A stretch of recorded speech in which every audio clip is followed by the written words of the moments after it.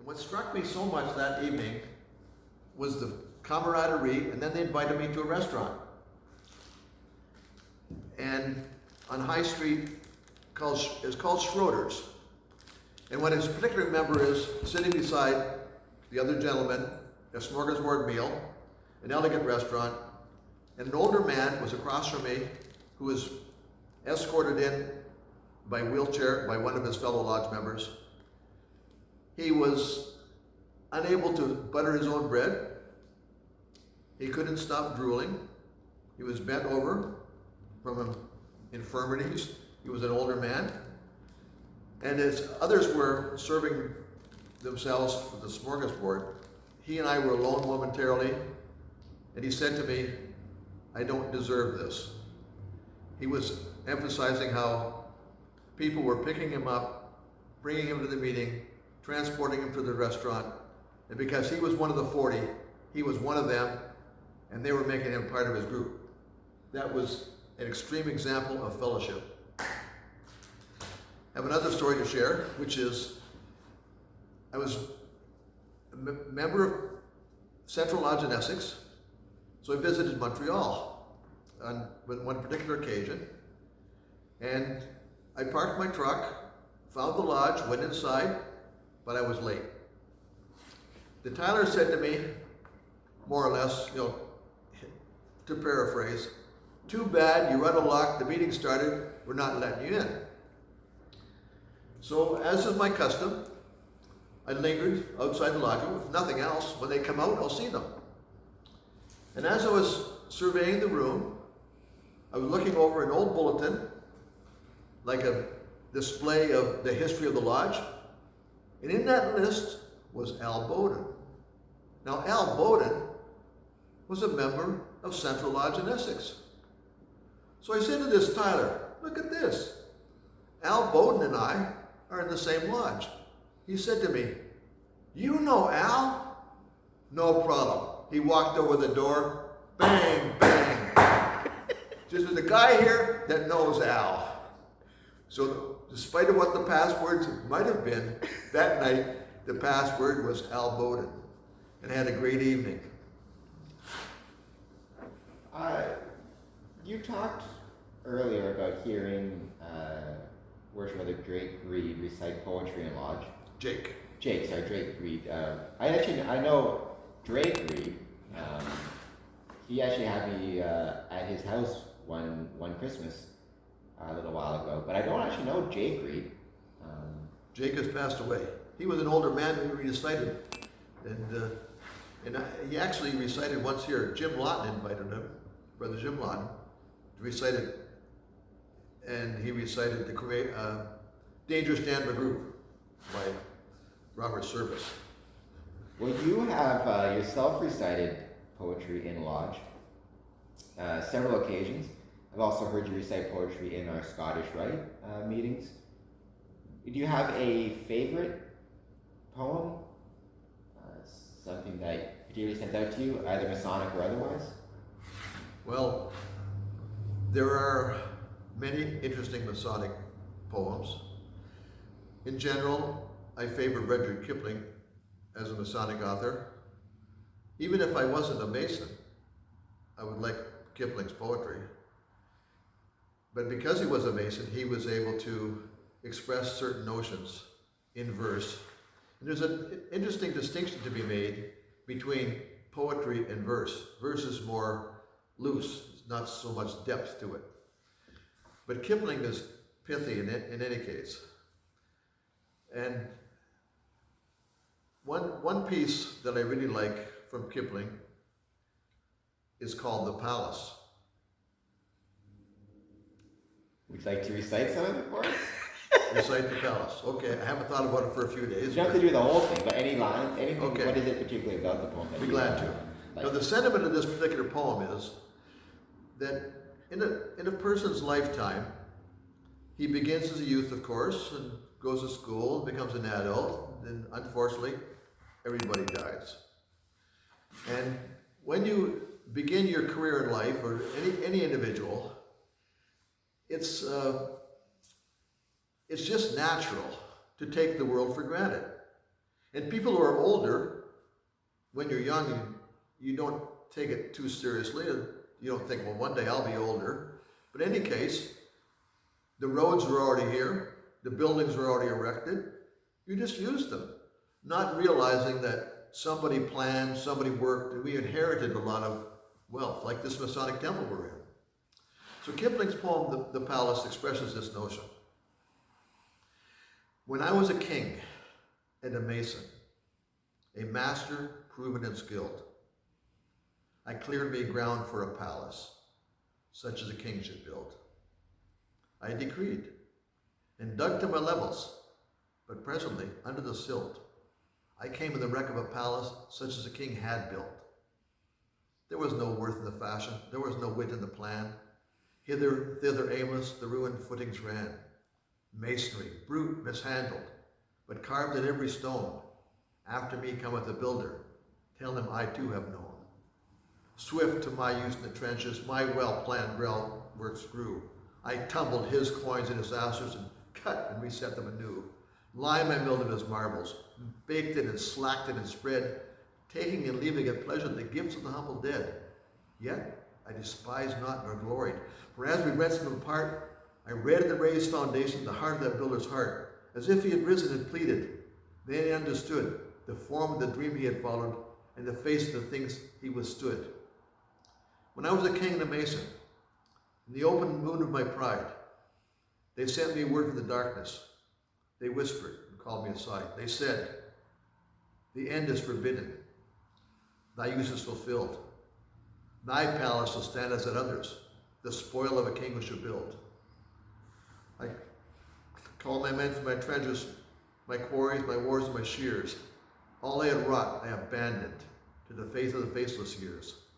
Only I cut in the timbers, only I carved in the stone. After me cometh the builder. Tell them, I too have known. You are always taking the time to provide meetings with, something special, something extra, a piece of poetry, a brief talk. How important is doing stuff like that to you and to Masonry in general? You have your business meetings, you have to have certain things done, you have to pay the bills and read the minutes, but then the addition of Masonic education or Masonic pieces, why is that something that, it seems like that's something that you in particular have really highlighted in your Masonic journey? Thank you. Good question. Actually, our general charge points out that the lessons of virtue which proceed from the east, like rays of brilliant light from the rising sun. And it says the primary work of Masonry is to elucidate on morality. So that's accomplished by talking about the subject. And it's partly in the ritual. So for me, it's an opportunity to practice the notion in the second degree. We're asked to make a daily advancement in Masonic knowledge. And so I have made that, I try to make that a habit. And then in the meeting themselves, yes, there's the ordinary routines, but also if you could do something that's never been done before, or at least hasn't been discussed before, it creates an element of interest. And it's a bit like show and tell.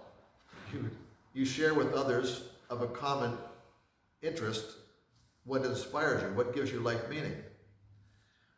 I like to listen to Dennis Prager on the radio a lot, and he asks that question as what gives your life meaning, to determine what indeed is your focus. And I think to answer your question, why do I do it? It's somewhat natural. It's something that I enjoy doing, but I also think it's worthwhile. It's beyond the weather. And how often do you make a conscious effort to sit down and complete Masonic research, or is it more just you're always keeping your eyes and ears open, and when something strikes your interest, you make a note to bring it to lodge? Both are true. I do endeavor habitually in reading. There are certain categories of knowledge that I just focus upon. When I read a book, if something's related to masonry, no matter what book it is, I have a little index in the cover and I make note of it. And there are certain categories that interest me, like wisdom that's found within a book, or what comes across me as surprising. But you'd be surprised, at least I'm surprised, at the number of references that it's hard to find a book where you can't find something that relates to masonry, is what I'm trying to express there. Now, like, then you have famous people or ordinary diligent people like who are Masons, like Douglas MacArthur, being a Mason. Then you can learn from their lives. And in general, I think it's worthwhile to focus on the serious things. Now, many people have said I'm too serious. Well, maybe so. I don't think there's anything wrong with being serious. You're certainly serious about masonry, which is a good thing. I think if more people are serious about masonry, you might start to see some improvements in the state of the craft. Speaking of the state of the craft, where do you view masonry now, and where do you see it going in the future? Well, there are certain sociological terms, now if I can think of the correct one, like endemic, or part of an experience. Like all of society, all of culture right now is experiencing a loss of interest in institutions like the church, the Kiwanis Club, the Lions Club, fraternity organizations. And so we're all subject to the loss of interest in the general public. So that's a negative. In the future, I think that as we practice masonry, masonry is never going to go away. It's going to change of form perhaps, but with diminished numbers. But some things you might say are cyclical, and we would hope that membership would increase. But in any case, those who are present, those who do show an interest, who join masonry and come, we should make ourselves stronger, like practicing the fraternity, supporting each other. And I think generally the future is at least stable. What do you think about our Masonic temples and the importance that a Masonic temple plays to Masonic Lodge? I mean, we have the beautiful Windsor Masonic Temple, but also your temple, your home temple in Essex, I've been to several times. It's smaller, but it has its own character and its own history. And then when you travel, you get to see Masonic temples throughout the States, throughout your time traveling.